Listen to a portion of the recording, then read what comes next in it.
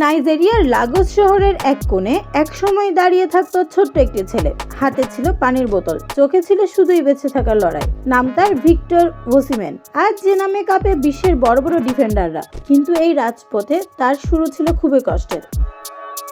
খুব অল্প বয়সেই বাবা মাকে হারান ওসিমেন। সংসারের ভার পড়ে তার নিজের কাঁধে। স্কুল শেষে রাস্তায় নামতেন পানি বিক্রি করতে। কোনোদিন খাবার জুটতো, কোনোদিন পেটে থাকতো শুধু ক্ষুধা। ফুটবল তখন তার কাছে বিলাসিতা নয়, ছিল বাঁচার একমাত্র পথ। তার স্বপ্ন ছিল একদিন সে বড় ফুটবলার হবে। এরপর তার প্রতিভা চোখে পড়ে সবার। সেখান থেকেই নাইজেরিয়ার বয়সভিত্তিক দলে ওসিমেন 2015 অনূর্ধ্ব-17 বিশ্বকাপে গোলের বন্যা বইয়ে দেন তিনি। হাতে উঠে গোল্ডেন বুট, আর বিশ্ব জানতে পারে নতুন এক তারকা জন্ম নিয়েছে।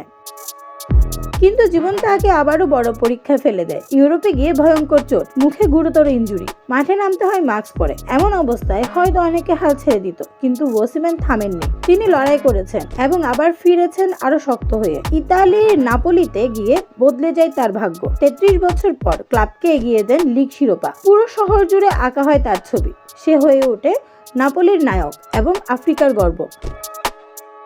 আজ আফ্রিকা কাপ অফ নেশনসে নাইজেরিয়ার সবচেয়ে বড় অস্ত্র ভিক্টর ওসিমেন। গোল করেন, প্রেসিং দেন, শেষ নিঃশ্বাস পর্যন্ত দৌড়ান দলের জন্য। 35টি আন্তর্জাতিক গোল, রশিদী ইয়েকিনির কিংবদন্তি রেকর্ড চোখের সামনে। কিন্তু তার কাছে সংখ্যার চেয়েও বড় কিছু আছে, একটা দেশকে স্বপ্ন দেখানো।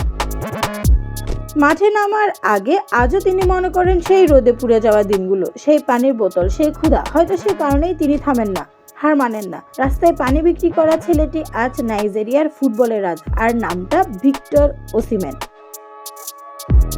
Desk report, news now sports.